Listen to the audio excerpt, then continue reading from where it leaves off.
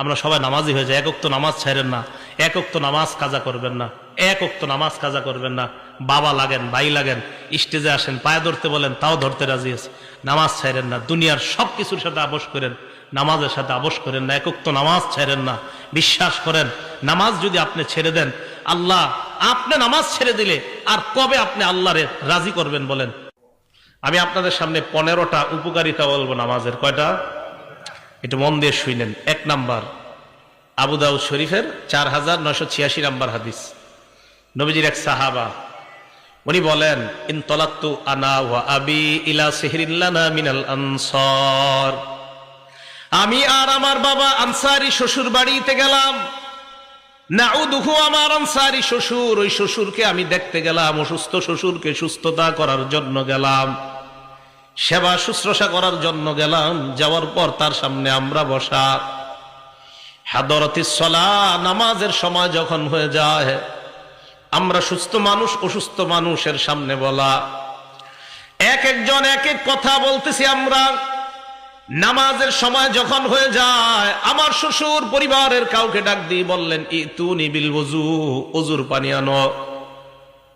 অসুস্থ ব্যক্তি, উনি বলতেছে ওযুর পানি আনো।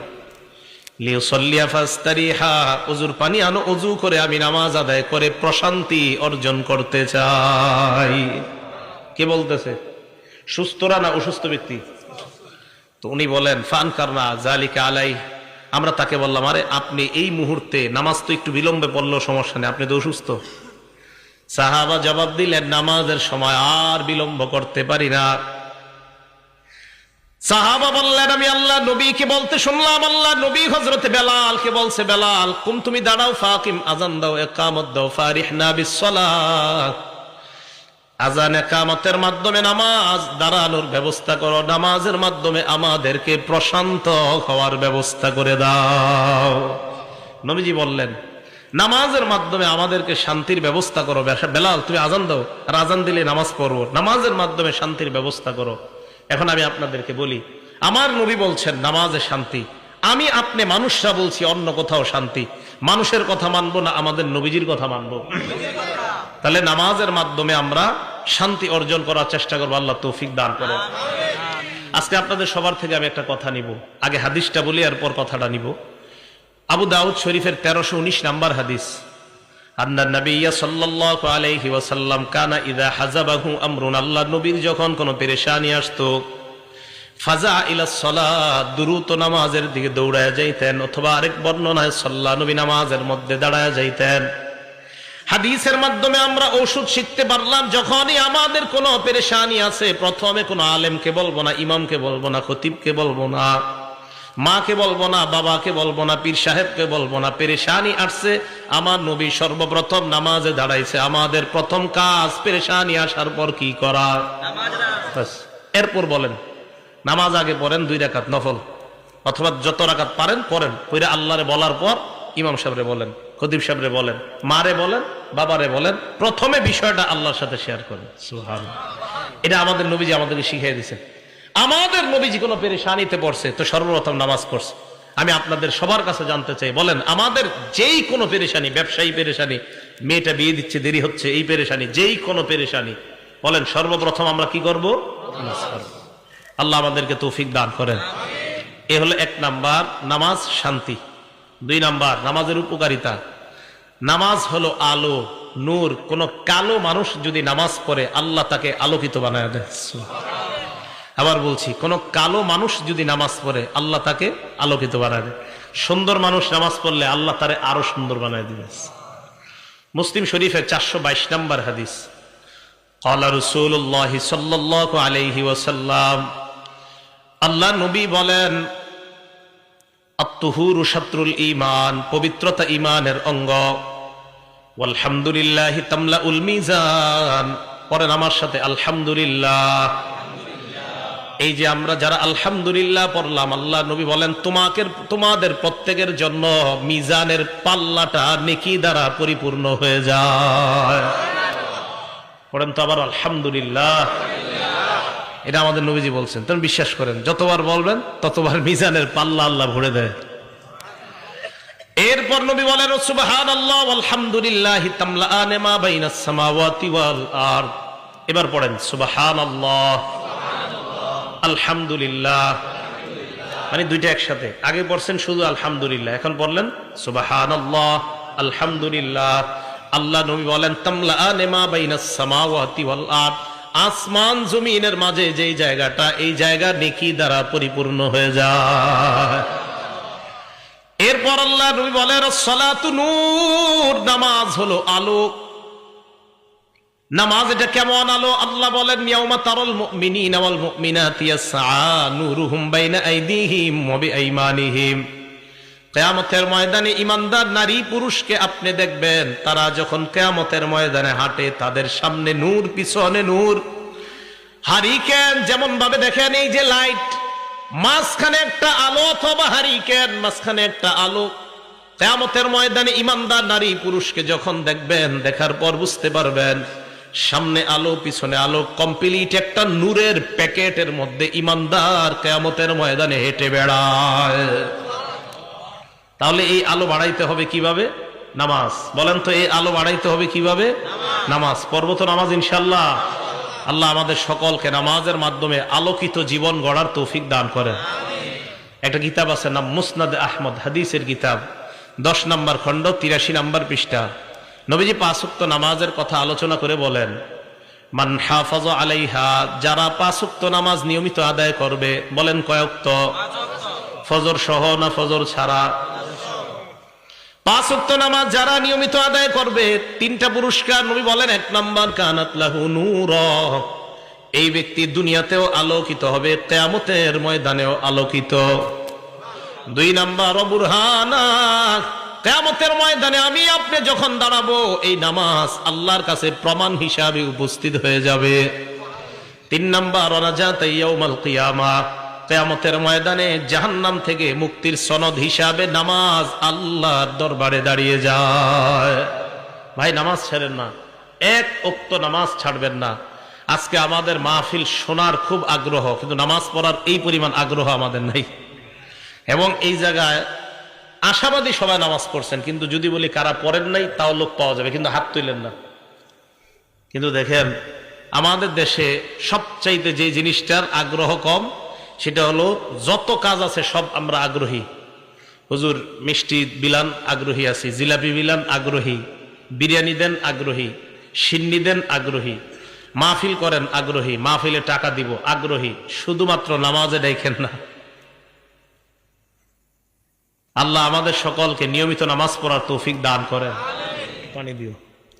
তাহলে যে ব্যক্তি নামাজ আদায় করবে, ওই ব্যক্তির জন্য নামাজ জাহান্নাম থেকে মুক্তির সনদ হয়ে যাবে। আল্লাহ আমাদের সকলকে নামাজ পড়ার তৌফিক দান করেন।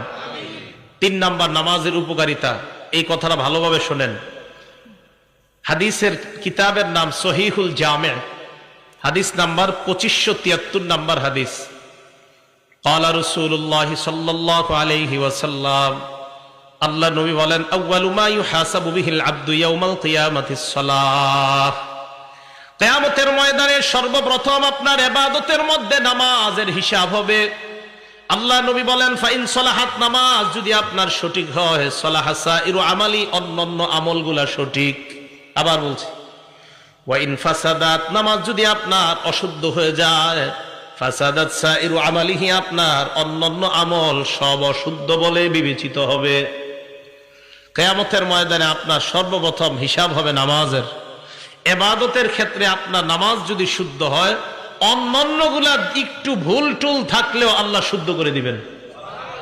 কিন্তু আপনার যদি নামাজই অশুদ্ধ হয়ে যায় কিয়ামতের মাঠে, না বান্দা নামাজ পড়তো না, দাবি করতো আমি নবীরে মহব্বত করি, 300 বার দুরূদ পড়ে ডেলি, কয়বার?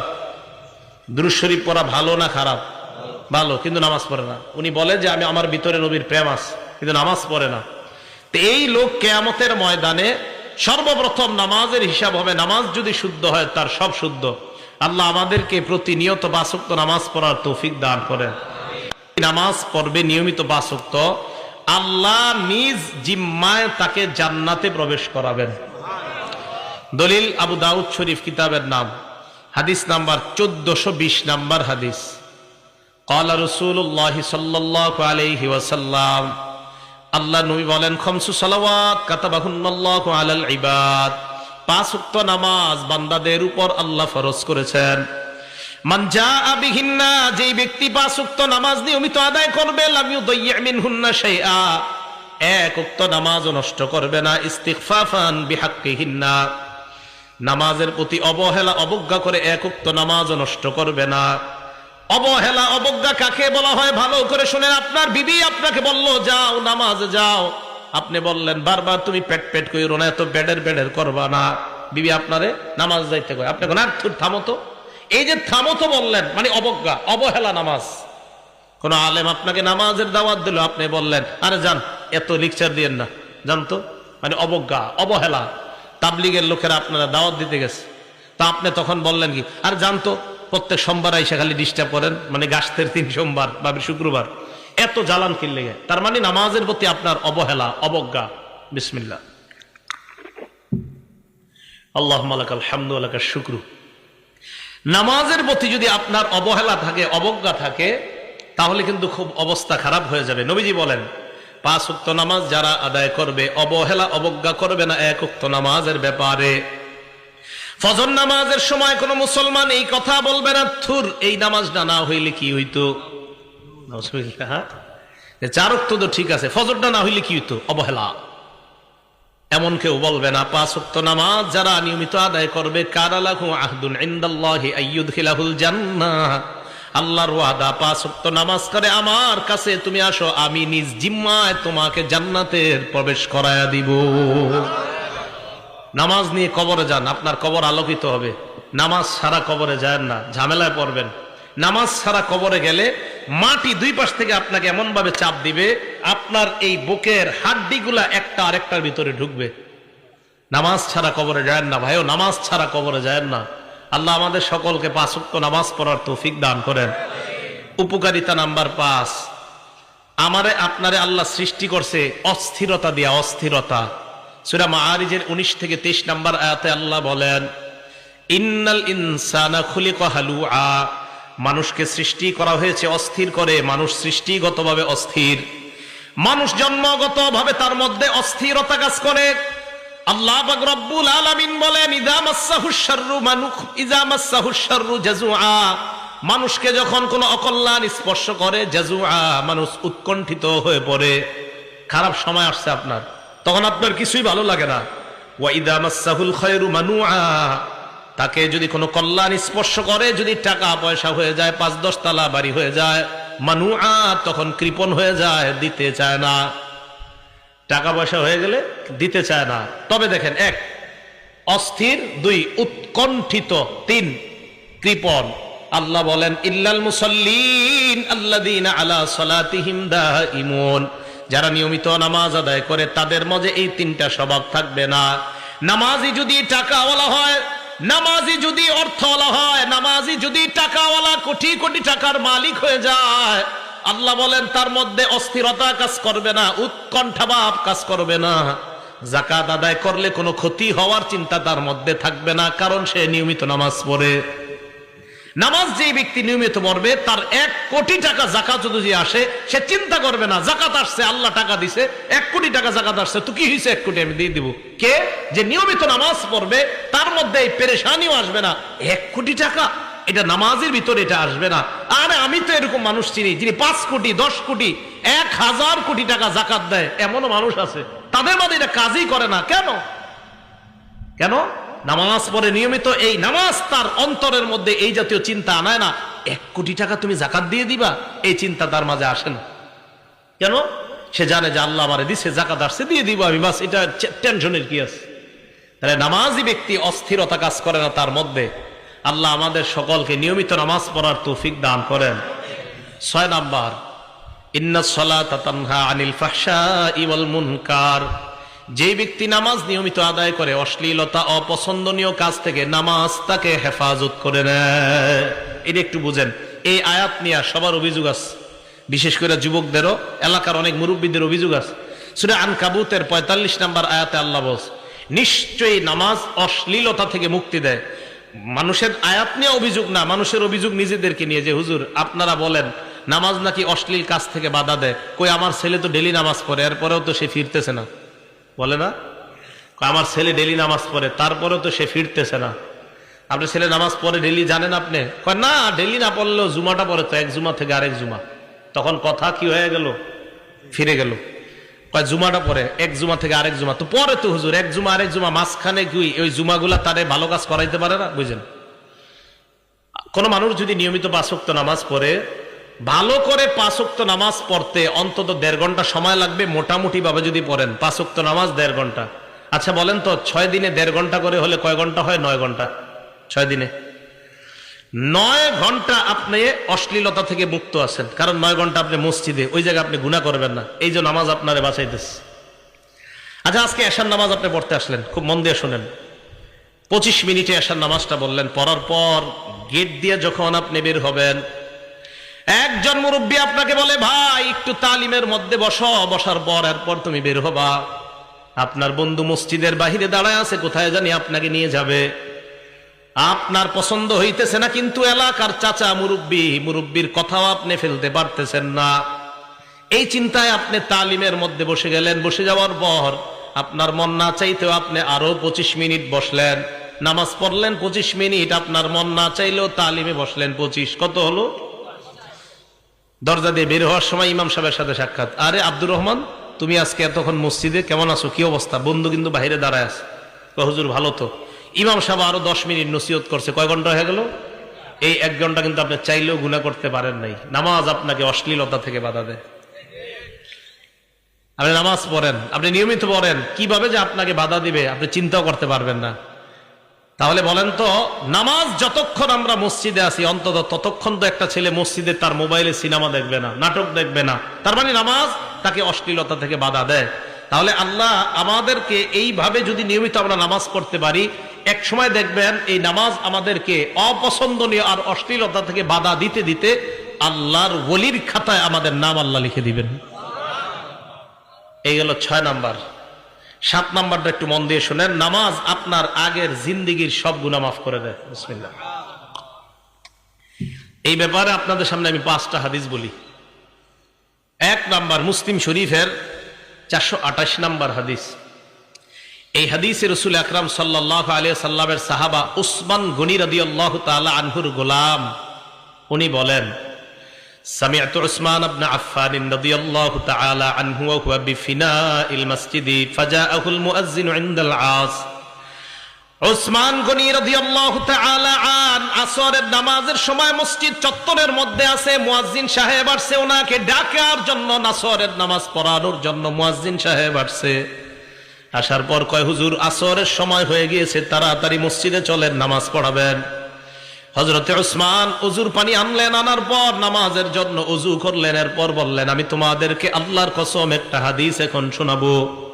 হযরতে উসমান বললেন, ইন্নী সামি'তু রাসূলুল্লাহ সাল্লাল্লাহু আলাইহি ওয়াসাল্লাম ইয়াকুল, আল্লাহ নবীকে আমি বলতে শুনলাম, লা ইয়াতাওয়াদ্দাউ রাজুলুন মুসলিমুন, কোন মুসলমান যখন ওযু করে, ওযু করার পর ভালোভাবে ওযু করে, করার পর নামাজের মধ্যে দাঁড়ায়, ফাইসাল্লি সালাতা, নামাজ আদায় যখন করে, করার পর ইল্লা গফারাল্লাহু লাহু মা বাইনাহু ওয়া বাইনাল্লাতি তালিহা, নামাজ আদায় করতে দেরি, তার আগের গুনাহগুলা আল্লাহ মাফ করতে দেরি হয় না। ওযু সুন্দর মতো করে নামাজে দাঁড়াবেন, আল্লাহ আপনার গুনাহগুলা মাফ করে দেয়।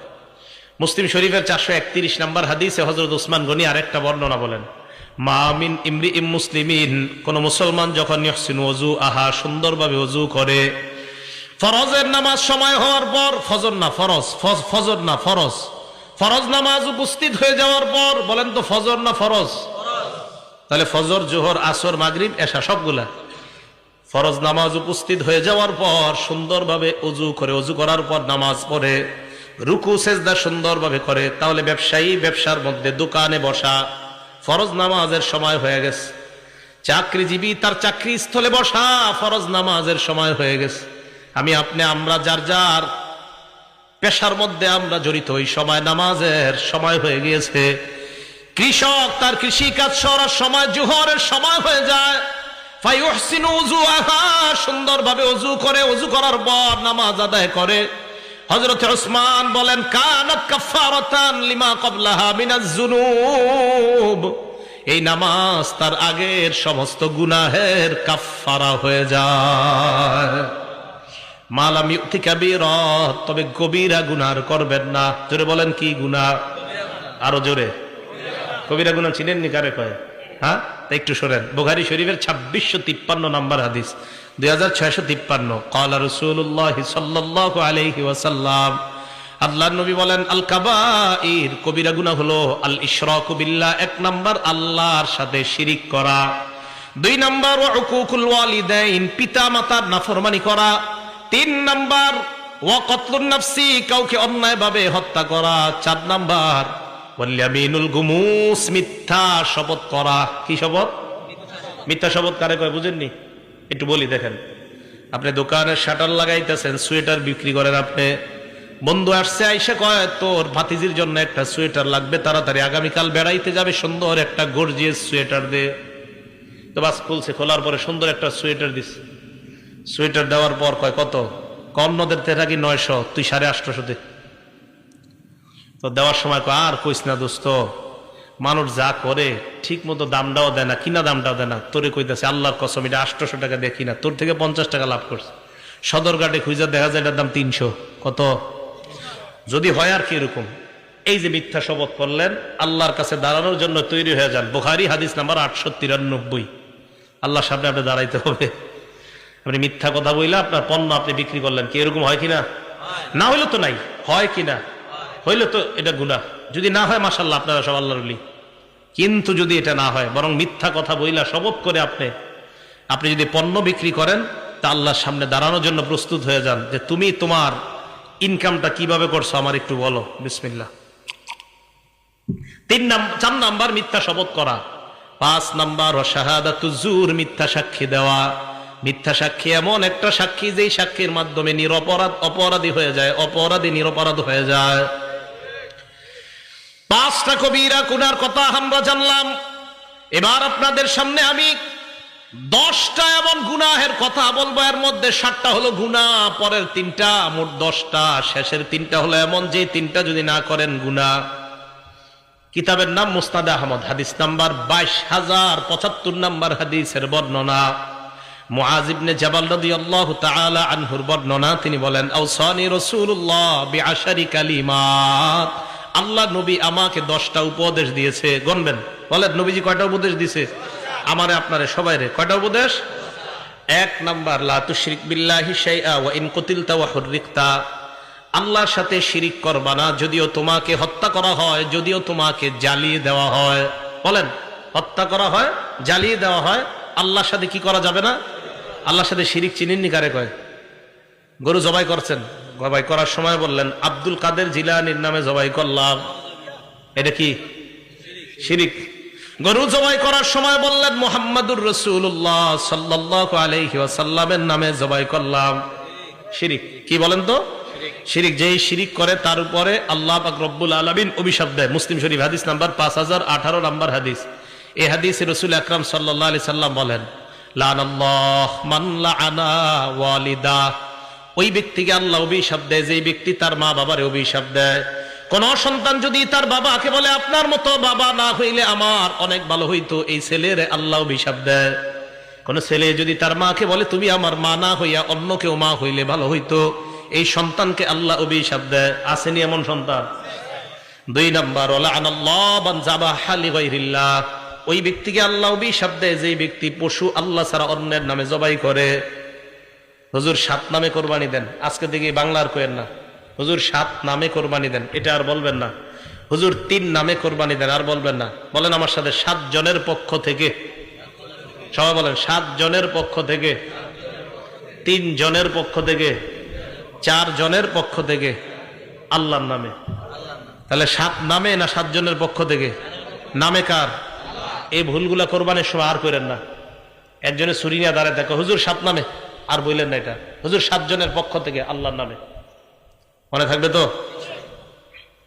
তো যেই ব্যক্তি আল্লাহ ছাড়া অন্য কারণে জবাই করে তার উপরে আল্লাহ অভিশাপ দেয়। 3 নাম্বার ওয়ালা'নাল্লাহ মান গায়্যারা মানারাল আরদি। দেখেন তো এই অপরাধটা আপনাদের মাঝে আছে কিনা, যেই ব্যক্তি জমিন, অন্যের জমিন নিজের কবজায় নিয়ে নেওয়ার পর বলে ক্রয় সূত্রে এই জমির মালিক আরিফ বিন হাবিব। আছে? অন্যের জমিন সামান্য, এই সামান্য একটু জমিন যদি আপনার আয়াত্তে নিয়ে বাস লিখে দিয়েছেন ক্রয় সূত্রে এই জমির মালিক হাজী মোহাম্মদ অমক, তার উপর আল্লাহ অভিশাপ দিতে থাকে।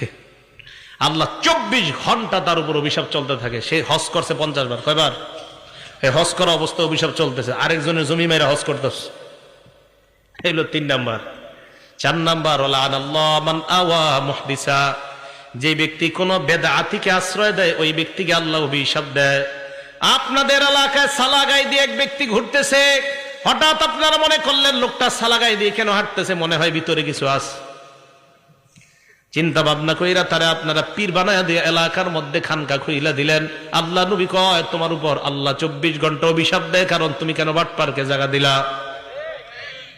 তাহলে শিরিক করা যাবে না। আবার আসেন আগের জায়গায় নবীর 10 উপদেশ মনে আসেনি, ওখান থেকে এই হাদিসে আসলাম। 1 নাম্বার, আল্লাহর সাথে শিরিক করবা না, যদিও তোমাকে হত্যা করা হয়, যদিও তোমাকে জ্বালিয়ে দেওয়া হয়। 2 নাম্বার ওয়ালা তা'আক্কারনা ওয়ালিদাইক ওয়া ইন আমারাকা আন তাখরুজা মিন মালিকা ওয়া আহলিকা। তোমার মা বাবা যদি তোমাকে সম্পদ থেকে আলাদা করে দেয়, তোমাকে যদি ত্যায্য করে দেয়, মা বাবার নাফরমানি করবা না। ঘর থেকে বের করে দিছে, সম্পদ থেকে বের করে দিছে, তুই পাবি না সম্পদ, এরপরেও মা বাবার সাথে নাফরমানি করা যাবে না। এখন মা বাবা বের করবে কি? ছেলে মা বাবারে বের করে দেয়। 2 নাম্বার, তোমার মা বাবা যদি তোমাকে সম্পদ থেকে বের করে দেয়, ত্যায্য করে দেয়, তাও তুমি তোমার মা বাবার কি করবা না? নাফরমানি করবা না। 3 নাম্বার, এই 3 নাম্বারটা শুনেন, ওয়ালা তাতরুকান্না সালাতান মাকতুবাতান মুতাআম্মিদা। বলেন ইচ্ছাকৃতভাবে, বলেন 1 ওয়াক্ত ফরজ নামাজ ছেড়ে দিবা না। নবীজি বলেন ইচ্ছাকৃতভাবে 1 ওয়াক্ত ফরজ নামাজ ছেড়ে দিবা না। ফাইন্না মান তারাকা সালাতান মাকতুবাতান মুতাআম্মিদান, কেউ যদি 1 ওয়াক্ত ফরজ নামাজ ইচ্ছাকৃতভাবে ছেড়ে দেয়, ফাকাদ বারিআত মিনহু জিম্মাতুল্লাহ, আল্লাহর জিম্মা তার থেকে উঠে যায়, ওই বান্দার দায়িত্ব আর আল্লাহ নেয় না। যা তোর যা মন চায় কর।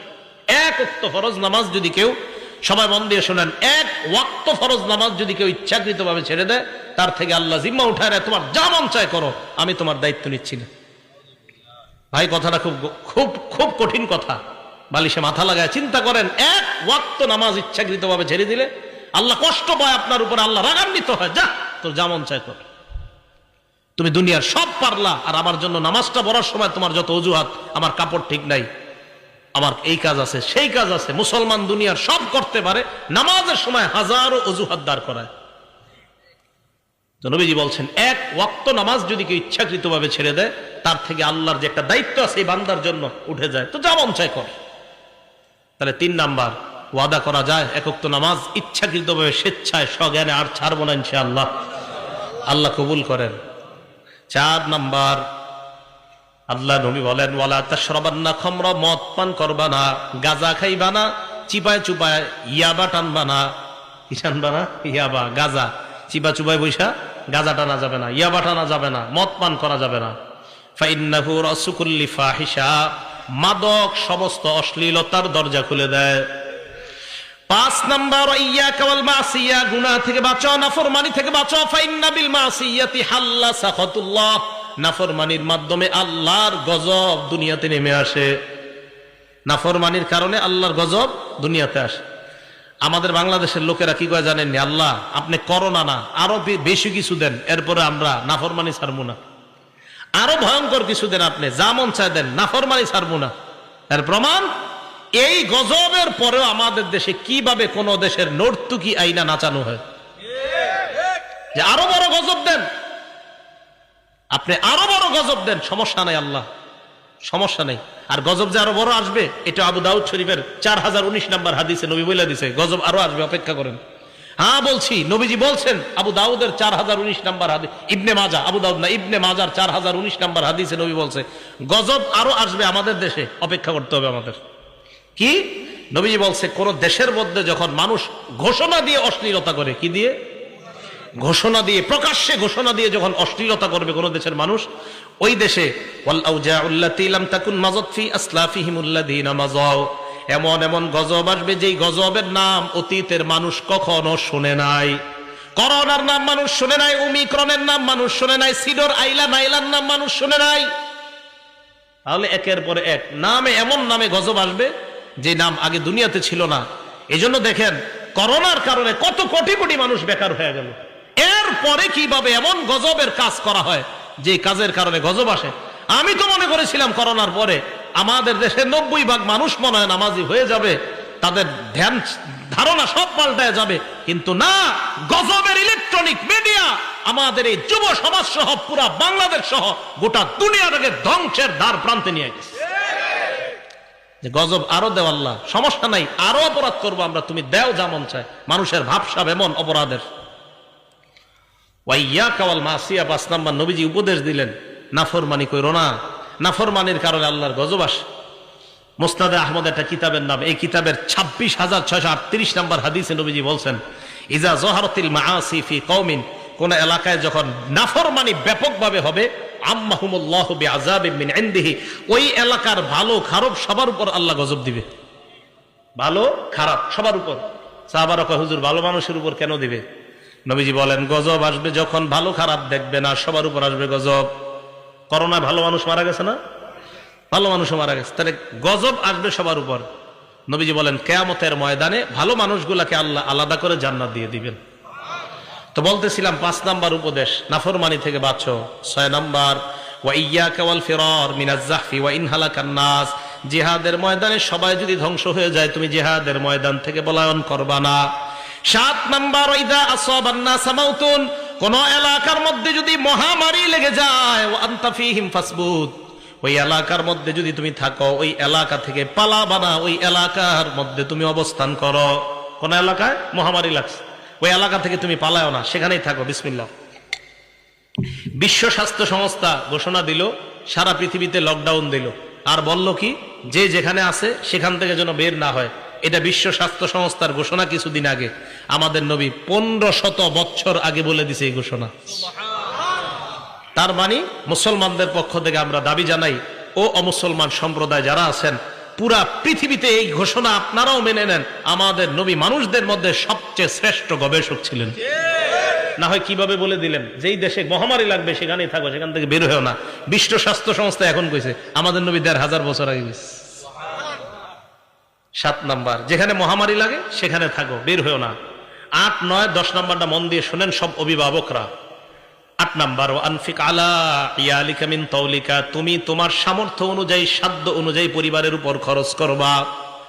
বেতন আপনার 15,000, আপনার সন্তান আপনার কাছে একটা মোবাইল চেয়েছে, মোবাইলের দাম 20,000। বেতন কত? মোবাইলের দাম কত? পরিবারে চালাবেন কিভাবে? এই সন্তান ওই বাবারে তখন সুদ নামক গুনাহে লিপ্ত করে। ওই বাবা তখন ছেলের দিকে তাকায় বাধ্য হইয়া ব্যাংক থেকে সুদ আনে। কি করবে? ছেলে কয়, মোবাইল যদি না দাও আমি পড়াশোনা করব না। কি কথাগুলো ঠিক না? তো সাধ্য অনুযায়ী তুমি তোমার পরিবারের উপর খরচ করো। এটা হলো 8 নাম্বার। 9 নাম্বার, ওয়ালা তারফা আনহুম আসাকা আদাবা, তোমার পরিবারের উপর থেকে তুমি শাসনের লাঠি উঠাইবা না। পরিবারের উপর শাসনের লাঠি মানে আপনার বিবি যেন আপনাকে ভয়, এই ব্যাপারে যেন ভয় পায়, আমার স্বামী দুনিয়ার মধ্যে সবচাইতে ভালো, আমার স্বামীর মতো হাস্যোজ্জ্বল মানুষ নাই। তবে আপনার বিবি যেন অন্য মহিলাদেরকে এই কথা বলতে পারে, আমার স্বামী দুনিয়ার সব কিছুর সাথে আপোষ করতে রাজি, নামাজের সাথে আমার স্বামী কোনো আপোষ করবে না। নামাজ যদি না পড়ি, আমার স্বামীর চাইতে কালো চেহারা আর কারো হবে না। বিবি আপনাকে নিয়ে যেন এটা বলতে পারে যে আমার স্বামী সব ছাড় দিবে, আমাকে বলবে, একটু হাসি ঠাট্টা সব মানবে, কিন্তু নামাজ পড়বো না, আমার স্বামী আমার এই ছাড় দিবে না। এই ভয় প্রত্যেক বিবির মধ্যে যেন আপনার ব্যাপারে থাকে, এটা শাসনের লাঠি। আপনার ছেলে মেয়েগুলা যেন ফজরের সময় কয়, এই তাড়াতাড়ি ওঠ, আব্বা কিন্তু লাঠি নিয়ে আসতেছে, এই আব্বা রাগ হয়ে যাবে, আরে আব্বা গালি দিবে, বকা দিবে। দেখেন এখন আমাদের মাঝে না এই শ্রদ্ধাগুলো আর নাই। হ্যাঁ, আগে আমরা দেখেন ওনারা, আপনারা যারা আছেন 10 বছর আগেও, 15 বছর আগেও, আপনার বয়স যদিও 25-30, একটা ভয় কাজ করতো, এই আরে আব্বা রাগ করতেছে, ওঠ তাড়াতাড়ি ওঠ, ফজরের নামাজে চল। তার মানে বাবার প্রতি সন্তানদের একটা ভয়, এটা শ্রদ্ধা থেকে এই ভয়টা কাজ করতো।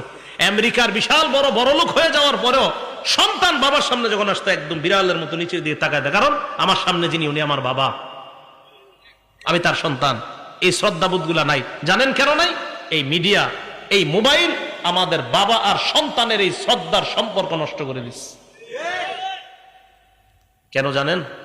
বাবা, সন্তান, স্ত্রী একসাথে বৈশা সিনেমা দেখে যে ঘরের মধ্যে, আপনি বলেন ওই সন্তান ওই বাবাকে কিভাবে শ্রদ্ধা করবে? করবে না। তাহলে 9 নাম্বার, সন্তান পরিবারের উপর থেকে শাসনের লাঠি বুঝে আসছে সবার। আপনার সন্তানরা যেন এই ভয় থাকে, এই শোন তাড়াতাড়ি নামাজে চল, নামাজে না গেলে আব্বা কিন্তু জি রাগ করবে।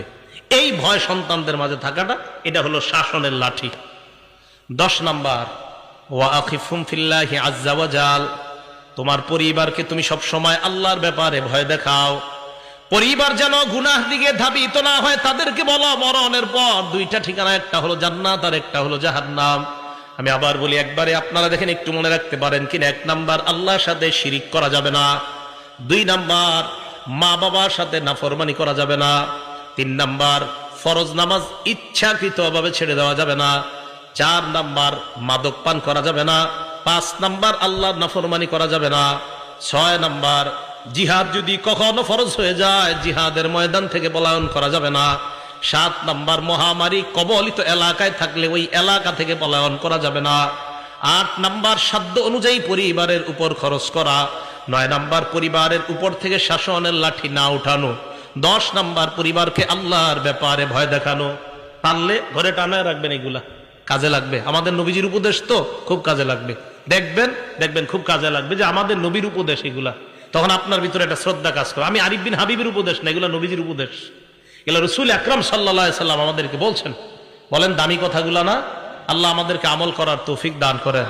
বলেন তো কোত্থেকে আসছে এই জায়গায়? মুসলিম শরীফে 431 নাম্বার হাদিস, যে হাদিসে হযরত উসমান বলছে নামাজ পড়লে সব মাফ, কবিরা গুনাহ করা যাবে না। এইখান থেকে এই কবিরা গুনাহগুলো জানলাম আমরা।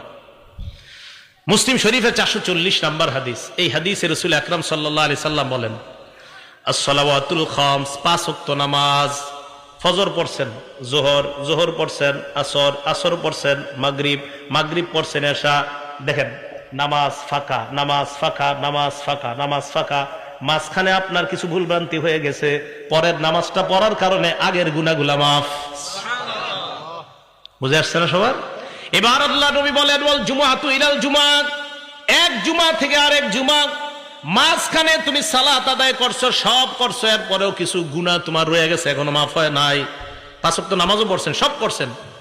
এরপরে আল্লাহ কয় ঠিক আছে তো এখনো তোর সুযোগ, জুমার নামাজটা আদায় করলেন, আগের ওই নামাজও পড়ছেন, সব করছেন, এরপরেও কিছু গুনাহ এখন আটকে আছে। আল্লাহ নবী বলেন জুমা পড়লা, আগের গুনাহগুলা মাফ। করতে করতে আপনার বছর শেষ হয়ে গেছে, রমাদান ইলা রমাদান, এক রমজান থেকে আরেক রমজান এসে গেছে। মাঝখানে আপনি নামাজ ছাড়েন নাই, জুমাও ছাড়েন নাই, সব আপনি করছেন, এরপরে আপনার কিছু অপরাধ এখনো জুইলাস। নামাজ পড়ছেন, অপরাধ তো অনেক মাফ হয়েছে, জুমা পড়ছেন মাফ হয়েছে, কিন্তু এখনো কিছু আছে। আল্লাহ নবী কয় রমজান মাস পাইলা, সুন্দরভাবে রমজান আদায় করো, আগের 1 বছরের সব মাফ। মুকাফফিরাতুন মা বাইনাহুন্না, আগের যা আছে সব মাফ। রমজানটা সুন্দরভাবে কাটানোর তৌফিক দান করেন। মুসলিম শরীফের 1409 নম্বর হাদিস, এই হাদিসে রাসূল আকরাম সাল্লাল্লাহু আলাইহি সাল্লাম বলেন, মাসালুস সালাওয়াতিল খামসি কামাসালি নাহরিন জারিন গামরিন আলা বাবি আহাদিকুম ইয়াগতাসিলু ফীহি কুল্লা ইয়াউমিন 5 মাররাত। তোমাদের কারো বাড়ির দরজার সামনে একটা পুকুর আছে, প্রবাহিত পুকুর, প্রবাহমান একটা নদী আছে, এই নদীর মধ্যে তুমি 5 বার গোসল করলা অথবা ওযু করলা। বলেন তো আমরা যদি আমাদের ঘরের সামনে একটা নদীর মধ্যে 5 বার গোসল করি, শরীরে ময়লা থাকবে? নবী বলেন 5 ওয়াক্ত সালাত তুমি আদায় করে নাও, তোমার জিন্দেগীর গুনাহগুলা ওই ময়লার মতো আল্লাহ ধুয়ে মুছে সাফ করে দেয়। আচ্ছা, আরেকটা বর্ণনা আপনাদের শোনাই। নাম ফাতহুল বারি, 4 নম্বর খণ্ড, 344 নম্বর পৃষ্ঠা। তবে এই ফাতহুল বারির লেখকের নাম ইবনে রজব। আব্দুল্লাহ ইবনে মাসউদ রাদিয়াল্লাহু তাআলা আনহু বলেন, তাহতারিকুনা, গুনাহের আগুনে তোমরা জ্বলতেছো। ফাইদা সাল্লাইতুমুল ফাজরা, ফজর নামাজ যখন তুমি পড়লা, গসালাতহা, তোমার জিন্দেগীর এই গুনাহ নামক ছাইগুলা ফজরের নামাজ ধুয়ে মুছে সাফ করে দেয়। এবার কি করে দেখেন, সুম্মা তানামুনা, এরপর তোমরা ঘুমাইবা।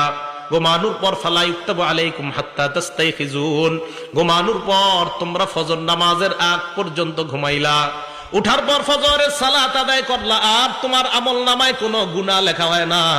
কেন লেখা হয় না জানুনি? তুমি এশা পড়লা, উইঠা আবার ফজর পড়লা, মাঝখানে ঘুমাইলা, এই ঘুমের মধ্যে তুমি কাটাইলা, আল্লাহ তোমাকে ইবাদতের মধ্যে গণ্য করে নেয়। এটা জানেননি আপনারা? ফজর নামাজ যদি জামাতে পড়তে পারেন তাহলে তো আরো ঘটনা কি। এশার নামাজ জামাতে পড়ছেন, ফজর নামাজও জামাতে পড়ছেন। বলেন এশা কিসে পড়ছেন? জামাতে। ফজরও ক্বালা রাসূলুল্লাহ সাল্লাল্লাহু আলাইহি ওয়াসাল্লাম, আল্লাহ নবী বলেন, মান সাল্লাল ফজরা মান সাল্লাল ইশা আবি জামাআ, কোন ব্যক্তি যদি এশার নামাজ জামাতের সাথে আদায় করে, আদায় করার পর ওই ব্যক্তি ঘুমাইলো, আল্লাহ নবী বলেন ফাকান্নামা ক্বামা নিসফাল লাইল। হাত উঠানো দরকার নাই। আজকে যারা যারা এশার নামাজ জামাতের সাথে আদায় করছেন, আপনারা একটু পরে ঘুমায় যাবেন। আল্লাহ নবী কয় এশার নামাজ জামাতে আদায় করছেন, অর্ধেক রাত দাঁড়ায় দাঁড়ায় ইবাদত করলে যেই সওয়াব, আপনি ঘুমের মধ্যে ওই সওয়াব পেয়ে যাবেন। এরপর আপনি ওইটা ফজরের নামাজ জামাতে আদায় করলেন, বলেন ইনশাআল্লাহ। আগামীকাল যদি আপনারা সবাই ফজরের নামাজটা জামাতে আদায় করেন, নবী বলেন ফাকাদ নামাজ সাল্লাল লাইলা কুল্লাহ, সারা রাত নামাজের সওয়াব পেয়ে যাবেন। মুসলিম শরীফের হাদিস, 1377 নম্বর হাদিস। তাহলে নামাজ যদি আমরা পড়ি, এশা পড়ে যদি ঘুমাই, আর উইঠা যদি ফজর পড়ি, বলেন ঘুমও ইবাদতে গণ্য করে নিবেন কে? আল্লাহ। কি পড়বো তো ইনশাআল্লাহ। তাহলে 7 নাম্বার, নামাজ পড়লে গুনাহ মাফ করে দেয় আল্লাহ। 8 নাম্বার, নামাজ পড়লে আমার আপনার মর্যাদা আল্লাহ বাড়ায় দেয়। মুসলিম শরীফের 480 নাম্বার হাদিস। নবীজির গোলাম সাওবান রাদিয়াল্লাহু তাআলা আনহুর কাছে এক ব্যক্তি আসছে। আসার পর প্রশ্ন করলেন, আমাকে এমন একটা আমলের ব্যাপারে বলো যে আমলটা করলে আমাকে আল্লাহ জান্নাত দিবেন। 3 বার এই প্রশ্ন করছে। 3 বার এই প্রশ্ন করার পর নবীজির গোলাম বললেন, সালতু আন যালিকা নবী সাল্লাল্লাহু আলাইহি ওয়াসাল্লাম, আমি আল্লাহ নবীকে এই প্রশ্নটা করেছিলাম, মর্যাদা কিভাবে বাড়ে। নবীজি জবাব দিলেন, আলাইকা বিকাসরাতিস সুজুদ, তুমি বেশি বেশি সিজদা দিবা। নামাজ যত পড়বা তত তোমার সিজদা হবে। ফাইন্নাকা লা তাসজুদু লিল্লাহি সাজদা, আপনি যখন একটা সিজদা দেন, ইল্লা রাফাকাল্লাহু বিহা দারাজা, এই এক সিজদায় আপনার মর্যাদা বেড়ে যায়। আবার সিজদা দিলেন আপনার গুনাহ মাফ হয়ে যায়। এক সিজদা দিলে মর্যাদাও বাড়ে, গুনাহ মাফ হয়। আরেক সিজদা দিবেন, আবার মর্যাদা বাড়ে, আবার গুনাহ মাফ হয়। এবার আপনাদের কাছে আমি জানতে চাই, নবীর কাছাকাছি জান্নাতে কারা থাকতে চান? আসলে থাকতে চান? হাত নামান। এটা হলো 9 নম্বর উপকারিতা। নামাজ পড়লে নবীর কাছে থাকতে পারবেন। দলিল মুসলিম শরীফের 481 নম্বর হাদিস। নবীজির সাহাবা নাম মনে রাখবেন, রবিআ ইবনে কাব। বলেন কি নাম? রবিআ ইবনে কাব বলেন, কুনতু আবিতু মা রাসূলিল্লাহি সাল্লাল্লাহু আলাইহি ওয়াসাল্লাম, আল্লাহ নবীর সাথে আমি রাত্রি যাপন করলাম। রাতের বেলা আল্লাহ নবীর ওযুর পানি আমি এনে দিলাম, আর নবীর প্রয়োজনীয় জিনিসগুলো আমি এনে দিলাম। নবীকে আমি ওযুর পানি দেওয়ার পর আল্লাহ নবী আমাকে বললেন, সাল, এই মি আমার কাছে কিছু চাও। সাহাবা বলেন, নবীজি আমারে বললেন আমার কাছে কিছু চাও, যা চাইবা তাই দিমু, চাও। সুবহানাল্লাহ। আচ্ছা, আমি আর আপনি হইলে কি চাইতাম বলেন তো? আপনাদের কথা কি? আমি হইলে মনে করতাম যে একটা বাড়ি টাড়ির ব্যবস্থা করে দেন, এরকমই। দেখেন আমাদের নবীজি সাহাবা কত বুদ্ধিমান। উনি বললেন, ইয়া রাসূলুল্লাহ ইন্নী আসআলুকা মুরাফাকাতাকা ফিল জান্নাহ, আমি জান্নাতে আপনার সাথে থাকতে চাই। এই তুমি কি কও? কয় যে এটাই চাই। নবীজি কয় আওয়া গায়রা যালিকা, এছাড়া আর কিছু চাও না? কয় না, এটাই চাই, আমি জান্নাতে আপনার সাথে থাকতে চাই। নবীজি বললেন, ফাইন্নী আলা নাফসিকা বিকাসরাতিস সুজুদ, তাহলে বেশি বেশি সিজদা করো, নামাজ পড়ো। যত বেশি নামাজ পড়বা জান্নাতে আমার তত কাছে থাকবা। তাহলে আশেক রাসূল পাওয়া গেল। নামাজ পড়লে আশেক রাসূল, নামাজ বেশি পড়লে তাকে আশেক রাসূল বলা হবে। আবার বলছি, যে যত বেশি নামাজ পড়বে সে তত বেশি নবীকে মহব্বত করবে। যে যত বেশি নামাজ পড়বে সে দাবি করতে পারবে আমি তত বেশি আশেক রাসূল। আর যে নামাজ পড়বে না, নামাজ না পড়ে শুধুমাত্র লাফায় আর চিল্লাচিল্লি করে আর দাবি করে আমি নবীকে মহব্বত করি, সে আশেক রাসূল না আশেকে শয়তান। নামাজ পড়তে হবে, নামাজ ছাড়া যাবে না। আপনি চিন্তা করেন, একদিনও নামাজ পড়ে না, বছরে একটা অনুষ্ঠান করে লাফায় আর আমার ভিতরে নবীর প্রেম আছে। আরে তাহলে বলেন তো, আশেক রাসূল কি নামাজ ছেড়ে দিলে হবে না নামাজ পড়লে? নবীজির কাছে থাকা যাবে নামাজ ছাড়লে না পড়লে? আমি এটা যে মানি, আমার মন চাই এই হাদিসটা আমি পুরো বাংলাদেশের ঘরে ঘরে গিয়ে বলি যে নামাজ পড়লে আশেক রাসূল হয়, নামাজ না পড়লে হয় না। এই যে নবী বলছেন, মুসলিম শরীফের 481 নম্বর হাদিসে নবী বলছেন যে তুমি যত সিজদা করবা জান্নাতে আমার তত কাছে থাকবা। আমি আপনি বলতেছি না, নবীর প্রেম যত থাকবে তত জান্নাতে। নামাজ পড়ি আর না পড়ি, নাউজুবিল্লাহ, আমার নবী কয় না, যত বেশি নামাজ পড়বা তত বেশি তোমার মাঝে আমার মহব্বত পয়দা হবে, আর তুমি তত কাছে আমার জান্নাতে থাকবে। নবী বলে একটা, আমি আপনি স্লোগান দিয়ে আর একটা, কিভাবে হবে? এগুলো 9 নম্বর কথা, নামাজের উপকারিতা। যত বেশি নামাজ তত নবীর কাছে জান্নাতে। 10 নম্বর, আপনারা আজকে এশার নামাজে হাইটা হাইটা মসজিদে গেছেন কারা? দেখি এবার হাত তোলেন, সমস্যা নেই। হাইটা হাইটা গেছেন না মসজিদে? হাত নামান। হাইটা যারা মসজিদে গেছেন, মুসলিম শরীফের 1407 নম্বর হাদিস, ক্বালা রাসূলুল্লাহ সাল্লাল্লাহু আলাইহি ওয়াসাল্লাম, আল্লাহ নবী বলেন, মান তাতাহহারা ফি বাইতিহি, যে ব্যক্তি ঘরে ওযু করে, তাহলে একটা সুন্নাত যদি পারেন পালন করেন, পারেন যদি ওযুটা ঘরে করবেন, করার পর এরপর আপনি ঘর থেকে বের হলেন, এই যে দরজা দিয়ে এই যে বাহিরে পাটা রাখছেন, মসজিদে যাবেন, কানাত খতওয়াতা, আপনার 2 পা 2 ভাগ হবে আল্লাহর কাছে। কিভাবে? প্রথম আপনি পাটা রাখলেন, তাহুত্তু খতিয়া, পা রাখার সাথে সাথে আপনার গুনাহ মাফ। এরপর আল উখরা তারফাউ দারজা, আরেকটা পা রাখলেন, আপনার মর্যাদা বাড়ছে। তাহলে নামাজের দিকে যদি আপনি যান, সুম্মা মাশা ইলা বাইতিম মিন বুয়ুতিল্লাহ, আপনি যদি ওযু করার পর আল্লাহর কোন ঘরের দিকে রওনা করেন, 1 পা ফালাইবেন গুনাহ মাফ, আর 1 পা ফালাইবেন মর্যাদা বেড়ে যায়। তাহলে যত বেশি হাইটা মসজিদে যাবেন তত সওয়াব। এক সাহাবা অনেক দূর থেকে মসজিদে আসতো, অন্যান্য সাহাবারা কয়, মিয়া তুমি একটা বাহন কিনতে পারো না, বাহন দিয়ে আসবা? কয় না, নবীজি বলছে যত হাইটে আসবো তত সওয়াব, তাই আমি বাহন কিনি না। কয় মিয়া তুমি মসজিদের আশেপাশে ঘরটা বানাইতে পারো না? কয় না, নবী বলছে যত দূর থেকে আসবো তত বেশি সওয়াব। তাহলে 10 নাম্বার, যত বেশি হাইটে আমরা মসজিদে যাব তত বেশি সওয়াব। 11 নাম্বার, মসজিদে সকাল সন্ধ্যা কয়বার যাই আমরা? বলেন কয়বার যাই? 5 বার। বুখারী শরীফের 662 কত হয়? 600। আমি আবার এটা করাই প্রত্যেক মাহফিলে, এটি বলাই কেন জানে? চা স্টলের সামনে আমরা গীবত শেখাত না করে এমনি ঘুমু। হুজুর কালকে 662 কইছে, কয় কি? কয় বুখারী শরীফের 662 নাম্বার। মানে আমি চাইতেছি আমাদের মুসলমানদের কথাবার্তাগুলো এরকম হয়ে যাক, চা স্টলের সামনে বৈশা গীবত শেখায়তের পরিবর্তে এগুলা হোক, যে বুখারী শরীফের হুজুর শিখাইছে 3-3-3-1 3331 নাম্বার হাদিস। কই জায়গায় কি কইছে? কই জায়গা বলছে ইস্তাউসু বিন নিসা, মহিলাদেরকে খালি ওয়াজ করো, পিটাইও না, খালি ওয়াজ করো, ওয়াজ করো। সুবহানাল্লাহ। আবু দাউদ শরীফের 3-3-1 3331 নাম্বার হাদিস। কইতে সুন্দর লাগে না কথাগুলা? ওইখানে আবার কি কইছে? কই জায়গায় বলছে এমন একটা সময় আসবে, যে সময় সবাই মিছিল দিয়া সুদ খাবে, কেউ বাকি থাকবে না। ডাইরেক্ট যদিও না খায়, সুদের হাওয়া সবার গায়ে লাগবে, নবীজি বলছেন এরকম। 3370 নাম্বার হাদিস বুখারী শরীফের। ওখানে আবার কি? ওখানে নবী দুরূদ শিখাই দিয়েছে। কোন দুরূদ? কয় যেটা নামাজে পড়ি। সুবহানাল্লাহ। আল্লাহুম্মা সাল্লি আলা মুহাম্মাদি ওয়া আলা আলি মুহাম্মাদ। এই বিষয়গুলো আমি চাইতেছি মুসলমানদের মুখে মুখে চা স্টলের সামনে এইগুলো আলোচনা হোক, গীবত শেখায়ত না হোক। তো বলতেছিলাম বুখারী শরীফের 662 কত হয়? 600। বলেন না একটু, আমরা আলোচনা করি। 662 কত হয়? 662। এই হাদিসে রাসূল আকরাম সাল্লাল্লাহু আলাইহি সাল্লাম বলেন, মান গাদা ইলাল মসজিদি ওয়া রাহা, কোন ব্যক্তি যখন সকাল সন্ধ্যা মসজিদে যায়, আ'আদাল্লাহু লাহু নুজুলাহু মিনাল জান্নাতি কুল্লামা গাদা আও রাহা, যতবার মসজিদে যায় ততবার তার জন্য জান্নাতে মেহমানদারি প্রস্তুত হয়ে যায়। পেট রেডি করেন তাড়াতাড়ি খাওয়ার জন্য। কি পরিমাণ খাইবেন দেখি জান্নাতে গিয়ে।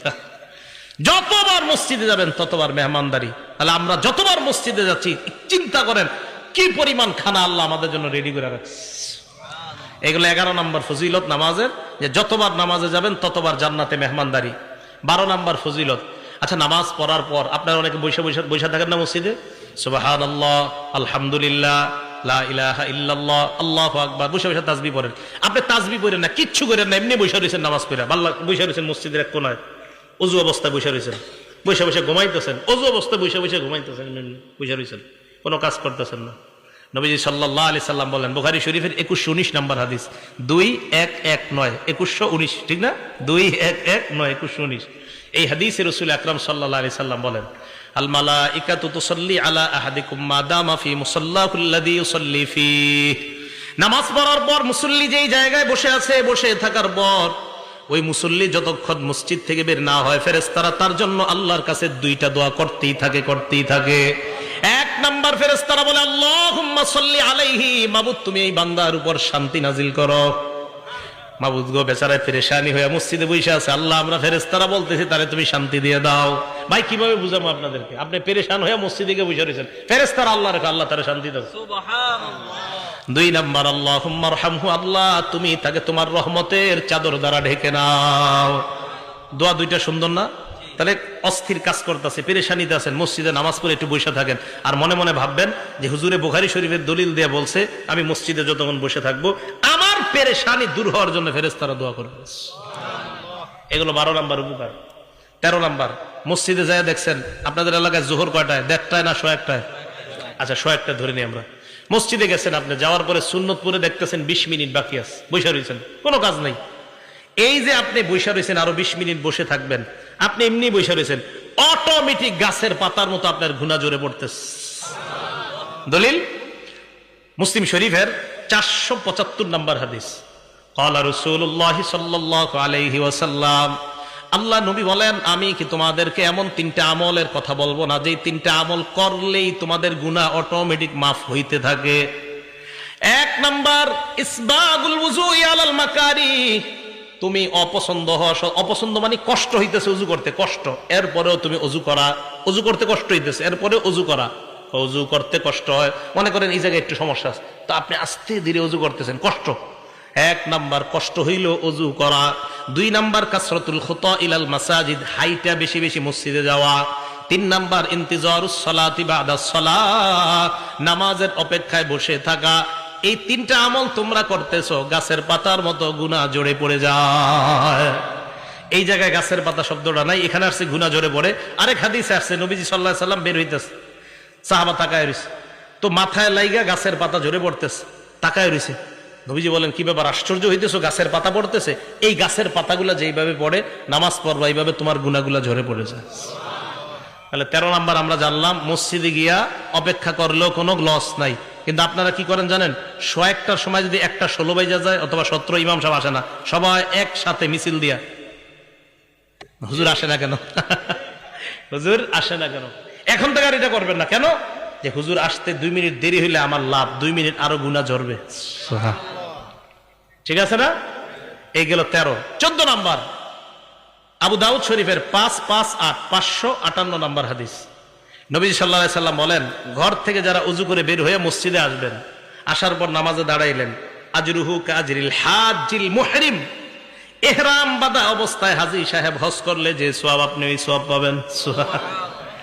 নামাজে গেলে আপনি দেখেন কত পরিমাণ সওয়াব, হজের সওয়াব, নামাজে গেলে গুনাহ মাফের সওয়াব, নামাজে গেলে মর্যাদা বাড়ার সওয়াব, নামাজে গেলে নবীর কাছে জান্নাতে থাকার ফজিলত, আর কিছু না।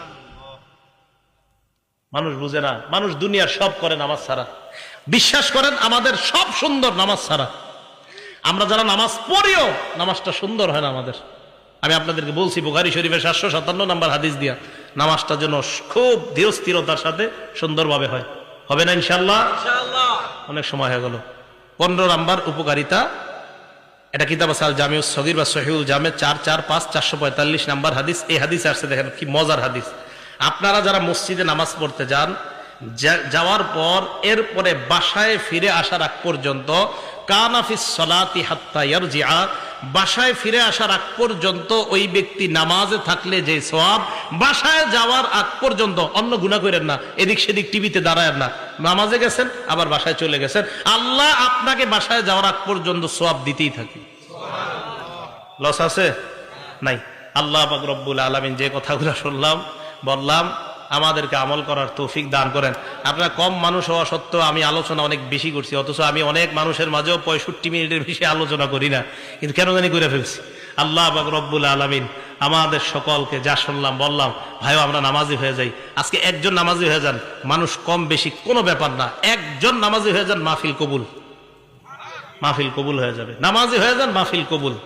নামাজি হয়ে গেলে মাহফিল কবুল। 1 লক্ষ মাহফিলের মাঝে শ্রোতা, 1 লক্ষের মাঝে যদি 5 জন নামাজি নতুন করে হয়, ওই মাহফিল কবুল। কিন্তু 1 লক্ষ মানুষ হয়ে যদি একটা মানুষও নামাজি না হয়, একটা মানুষ নতুন করে যদি সুদ না ছাড়ে, একটা মানুষ যদি ওই মাহফিল হেদায়েত না হয়, তো বলেন সে মাহফিলের কি মূল্যটা থাকে? এজন্য ভাই, এই মাদ্রাসা কর্তৃপক্ষ মাহফিলের আয়োজনটা করছে, অন্তত আপনারা যে মাহফিলের আয়োজন কেন এই নিয়তে আয়োজন করা হয়, মানুষ যেন হেদায়েতি কিছু কথা শোনে। আমি আমার আমলের জন্য আপনাদেরকে কিছু কথা বললাম। আমি নামাজের ওয়াজটা যখন আমার নিজের মধ্যে বেশি প্রয়োজন, তখন নামাজের ওয়াজ করা। আমরা যারা সফর করি, সফরের মাঝে দেখা যায় আমাদের নামাজ একটু দেরি হয়ে যায়, কষ্ট লাগে, আহারে অনেক সময় জ্যামে পড়ে থাকার কারণে তখন দেখা যায় জামাতে নামাজ পড়া হয় না। কত নিয়ত করছি আজকে এশার নামাজটা জামাতে পড়বো, বিশ্বাস করেন এক জায়গায় দাঁড়াইছি, দাঁড়ানোর পর দেখলাম নামাজটা শেষ হয়ে গেছে। এরপরে আসলাম আপনাদের ওইদিকে একটা মসজিদ, ওখানেও দিকে নামাজ শেষ। আরেক জায়গায় থামাইলাম, ওখানেও নামাজ শেষ। ভাবলাম 15তে জামাত, গিয়ে দেখি না ওই জায়গায় জামাত হয়ে গেছে 8টায়। আরেক জায়গায় ভাবলাম 15তে জামাত, এখানে এসে দেখি না ওখানে 8টায় হয়ে গেছে। আরেক জায়গায় ভাবলাম ওখানে গিয়ে 15তে পাবো, সেখানে আসতে আসতে 8:30 বেজে গেছে। তো এইভাবে দেখেন সফরের মধ্যে অনেক সময় এইগুলা মেনটেন করা কষ্টকর হয়ে যায়। তো আমি চিন্তা করলাম এরকম হইতেছে কেন, মানে নামাজের ওয়াজ করা দরকার। তাই আজকে আপনাদের সামনে নামাজের ওয়াজ করলাম, আমার মাঝেও নামাজের গুরুত্বটা যেন বেড়ে যায়। কেন জামাত পাইলাম না, কেন জামাত পাইলাম না? নিশ্চিত কোনো অবহেলা আছে, তাই জামাত পাইনি। অবহেলা না থাকলে আল্লাহ পাওয়াই দিত। কোনো সমস্যা আছে অবশ্যই, না হয় অন্য দিন তো আমরা পাই, অন্য জায়গায় তো জামাত পাই, কেন মাঝে মাঝে এরকম পাই না? তো বুঝি যে কোনো গুরুত্বহীনতা, অবহেলা হচ্ছে কোথাও। তাই জন্য আমার দরকার সর্বপ্রথম ভাই আমরা সবাই নামাজি হয়ে যায়। এক ওয়াক্ত নামাজ ছাড়েন না, এক ওয়াক্ত নামাজ কাজা করবেন না, এক ওয়াক্ত নামাজ কাজা করবেন না। বাবা লাগেন, ভাই লাগেন, স্টেজে আসেন, পায়ে ধরতে বলেন, তাও ধরতে রাজি আছে। নামাজ ছাড়েন না, দুনিয়ার সব কিছুর সাথে আপোষ করেন, নামাজের সাথে আপোষ করেন না। এক ওয়াক্ত নামাজ ছাড়েন না। বিশ্বাস করেন নামাজ যদি আপনি ছেড়ে দেন, আল্লাহ আপনি নামাজ ছেড়ে দিলে আর কবে আপনি আল্লাহরে রাজি করবেন বলেন? আপনি আল্লাহ, যে আল্লাহ আপনারে বানাইলো, আল্লাহ বললেন 5 ওয়াক্ত নামাজ। দেখেন তাবলিগওয়ালা সাথী ভাইয়েরা দাওয়াত দিতে গেলেই বলে লুঙ্গির একটু সমস্যা আছে, আপনি যান পরে আসতেছে। 7 দিন দাওয়াত দেয়, তাও একই কথা বলে পরে আসতেছে। সব কিছু তার রেডি আছে। একটু ভাবেন তো, আপনার যদি গিয়ে বলতো 1 প্যাকেট বিরিয়ানি দেওয়া হবে, কেউ হাসবেন না? আপনাকে নামাজের কথা না বললে আপনি বলেন একটু পরে আসতেছে। আপনি একটু সত্যি করে বলেন যে আপনাকে একটা বিরিয়ানির কথা যদি বলতো, কাচ্চি দেওয়া হবে 1 প্লেট, ঠিক আপনি চলে আসতেন। তাহলে আপনি 1 প্যাকেট কাচ্চির কাছে আপনি নিজে আনতে পারেন। তো আল্লাহ বলতেছে একটু নামাজে আসো, তখন আপনি কত অজুহাত দাঁড় করান, ভাই একটু দোকানে থাকতে হবে, হুজুর এই সমস্যা আছে, সেই সমস্যা। আজকে থেকে একটা নিয়ত করে ফেলেন, পৃথিবীর সব জায়গায় অজুহাত দাঁড় করালেও নামাজের ক্ষেত্রে কোনো অজুহাত দাঁড় করাবো না। ঠিক আছে না ইনশাল্লাহ? এখন কথা হলো, আজকে তো ওয়াজ করে চলে গেলাম, আপনাদের মাঝে এগুলো থাকবে কিভাবে? মসজিদে নিজেদের মধ্যে নামাজের আলোচনা বেশি করবেন।